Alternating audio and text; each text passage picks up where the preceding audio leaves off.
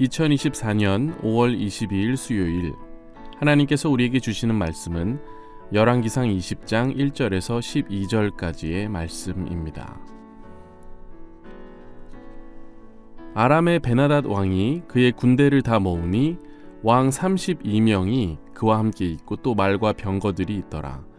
이에 올라가서 사마리아를 에워싸고 그곳을 치며 사자들을 성 안에 있는 이스라엘의 아합 왕에게 보내 이르기를 베나닷이 그에게 이르되 내 은금은 내 것이요 내 아내들과 내 자녀들의 아름다운 자도 내 것이니라 하매 이스라엘의 왕이 대답하여 말하기를 내 주 왕이여 왕의 말씀같이 나와 내 것은 다 왕의 것이니이다 하였더니 사신들이 다시 와서 이르되 베나닷이 이르노라 내가 이미 내게 사람을 보내어 말하기를 너는 내 은금과 아내들과 자녀들을 내게 넘기라 하였거니와 내일 이맘때에 내가 내 신하들을 내게 보내리니 그들이 내 집과 내 신하들의 집을 수색하여 내 눈이 기뻐하는 것을 그들의 손으로 잡아 가져가리라 한지라. 이에 이스라엘 왕이 나라의 장로를 다 불러 이르되 너희는 이 사람이 악을 도모하고 있는 줄을 자세히 알라. 그가 내 아내들과 내 자녀들과 내 은금을 빼앗으려고 사람을 내게 보냈으나 내가 거절하지 못하였노라. 모든 장로와 백성들이 다 왕께 아뢰되 왕은 듣지도 말고 허락하지도 마옵소서 한지라. 그러므로 왕이 베나닷의 사신들에게 이르되 너희는 내 주 왕께 말하기를 왕이 처음에 보내 종에게 구하신 것은 내가 다 그대로 하려니와 이것은 내가 할 수 없나이다 하라 하니 사자들이 돌아가서 보고하니라. 그때에 베나닷이 다시 그에게 사람을 보내어 이르되 사마리아에 부스러진 것이 나를 따르는 백성의 무리의 손에 채우기에 족할 것 같으면 신들이 내게 벌 위에 벌을 내림이 마땅하니라 하매 이스라엘 왕이 대답하여 이르되 갑옷 입는 자가 갑옷 벗는 자 같이 자랑하지 못할 것이라 하라 하니라. 그때에 베나닷이 왕들과 장막에서 마시다가 이 말을 듣고 그의 신하들에게 이르되 너희는 진영을 치라 하매 곧 성읍을 향하여 진영을 치니라. 악과 악이 만나는 현장.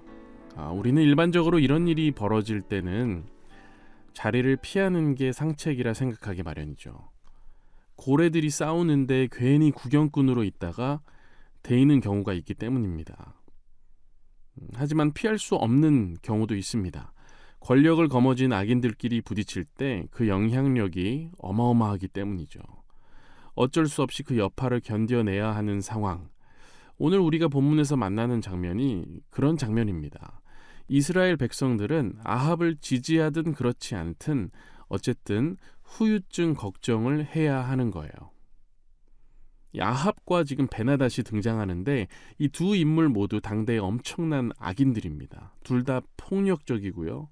거만하고 굉장히 비열한 수법을 쓰는 자들입니다.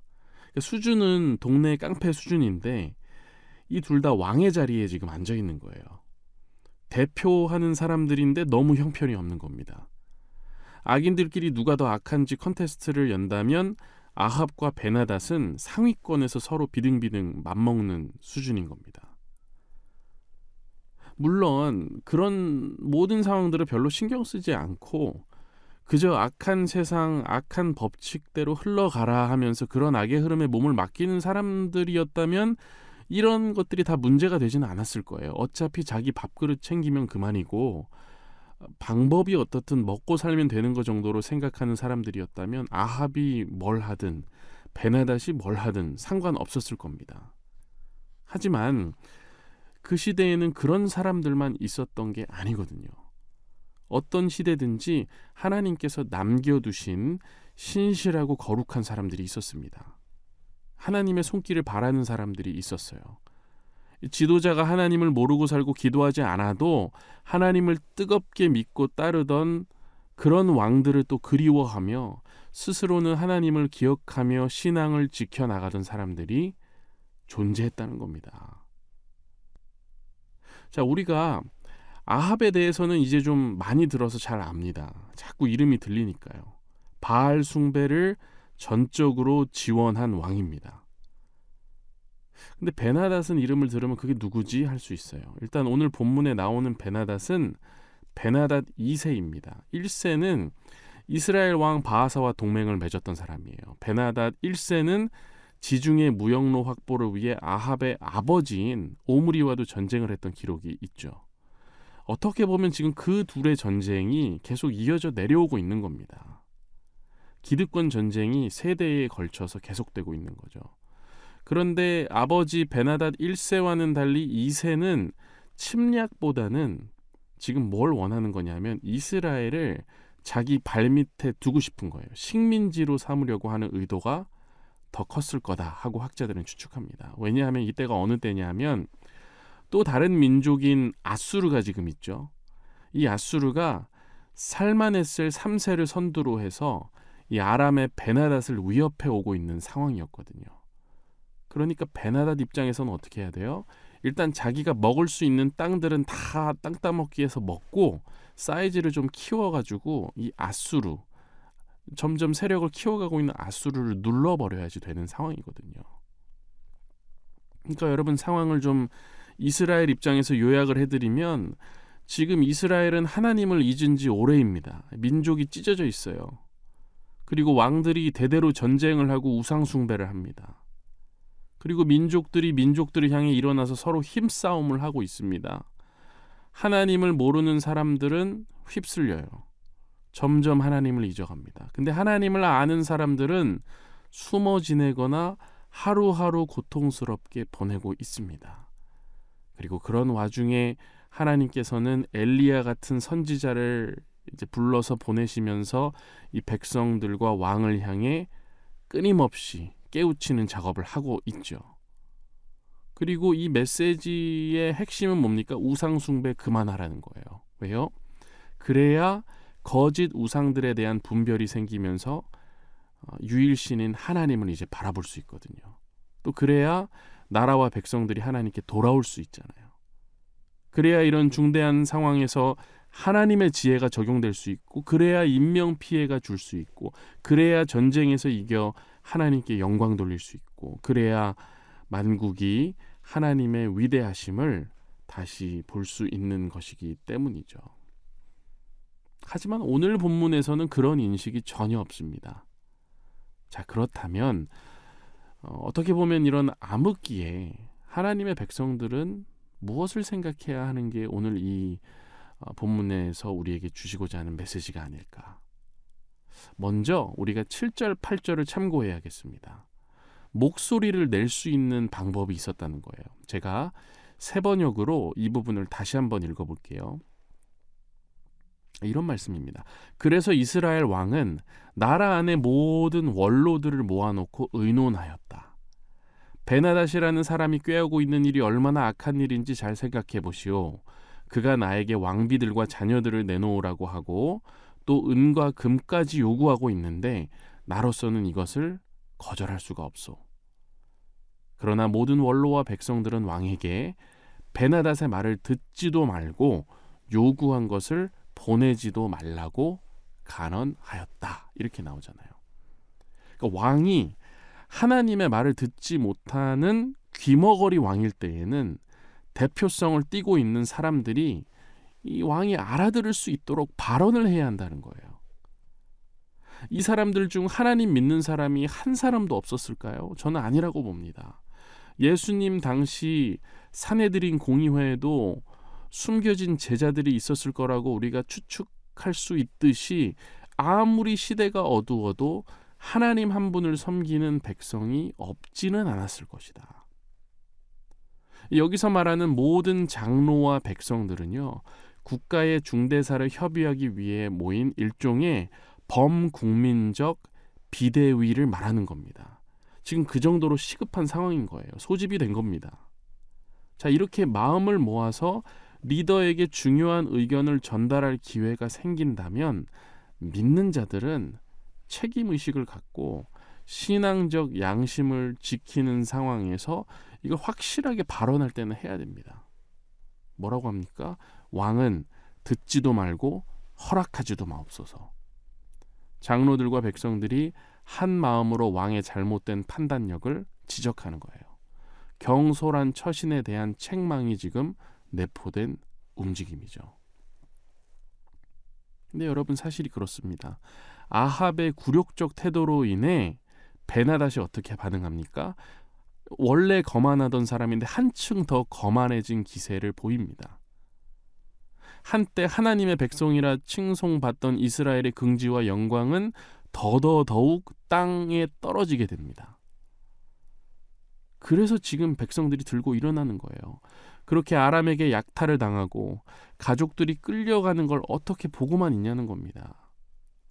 특히 그들 중 여호와를 경외하는 경건한 무리들이 있었다면 차라리 어떻습니까? 하나님이 주신 땅과 가족들을 위해 내가 싸우다가 죽겠다 하는 마음을 가진 자들도 있었을 거예요. 하지만 이제 이 다음 장면이 뭡니까? 이런 소신 발언들이 왕을 변화시키거나 분위기의 반전을 가져오지는 않을 수 있다는 게 오늘 본문이 우리에게 보여주는 부분입니다. 믿는 자들이 자신들이 할 수 있는 범위 내에서 최선을 다해서 무엇인가를 해도 그게 큰 변화를 가져오지 않을 수 있다는 이 현실의 벽을 마주하는 순간이 온다는 겁니다.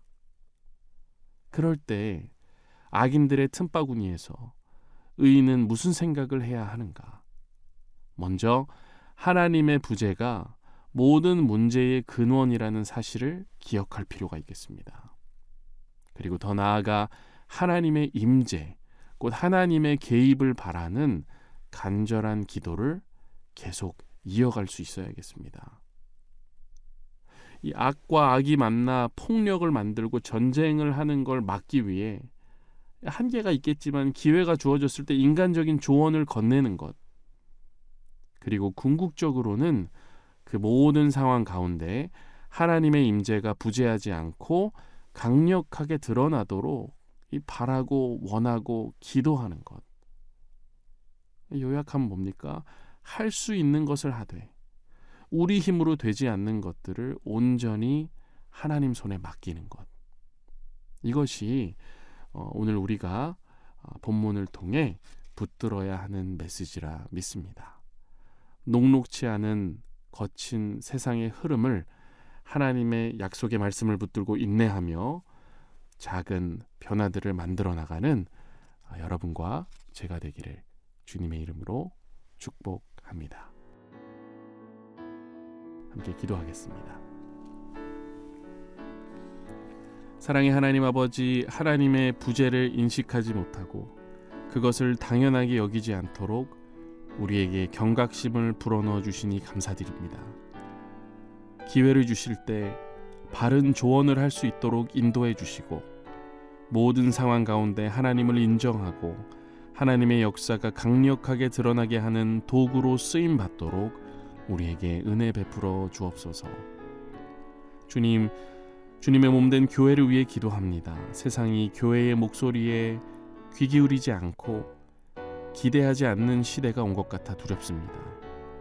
오히려 교회가 메시지를 선포하면 그걸 우습게 여기는 큰 흐름 안에 우리가 있는 것 같이 느껴질 때가 많습니다. 그럴 때일수록 세상을 향한 손가락이 우리 자신에게 먼저 향하게 하시고 우리가 하나님의 백성의 모습으로 진정 살아가고 있는지 다시 또 다시 돌아보고 개혁하게 하옵소서. 이 일을 위해 연동교회에 세우신 주님의 종 위임 목사님을 늘 붙들어 주시고 그 영육을 강건케 하시며 세워주신 리더십을 통해 더욱 하나님의 영광이 교회 안팎으로 드러나게 하옵소서.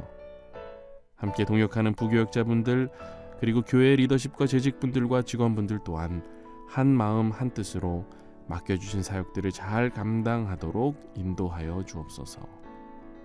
주님, 우리의 이웃들을 위해 기도합니다. 가까운 이웃들부터 먼 이웃들까지 우리의 삶이 그들에게 그리스도의 향기와 또 편지 되게 하시며 특별히 북녘 땅의 지체들을 위한 기도의 끈을 놓지 않도록 우리를 붙들어 주옵소서.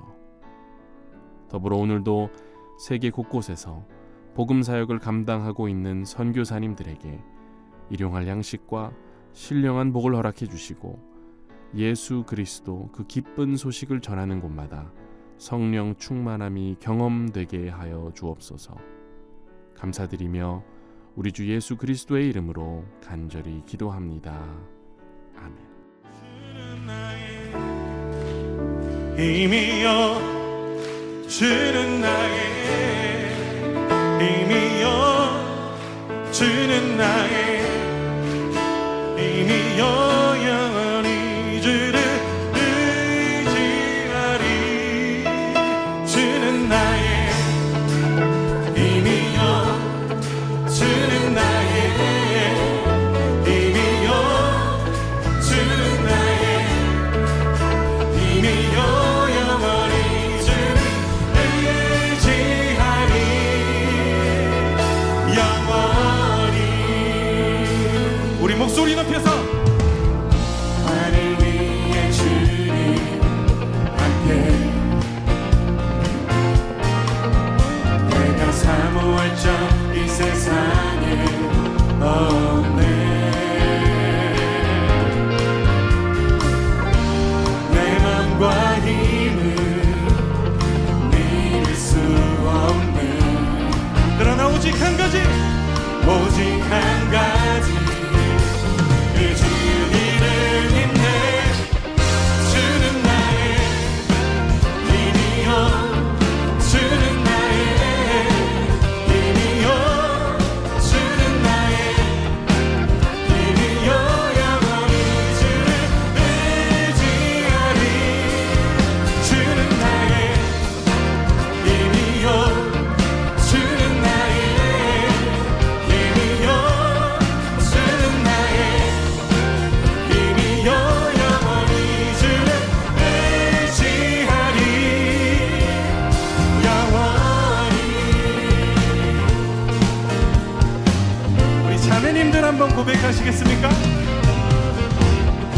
하늘 위에 주님 함께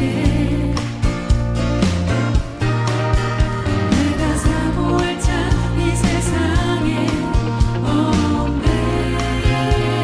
우리 형제님들 내 맘과 힘을 믿을 수 없네. 아멘.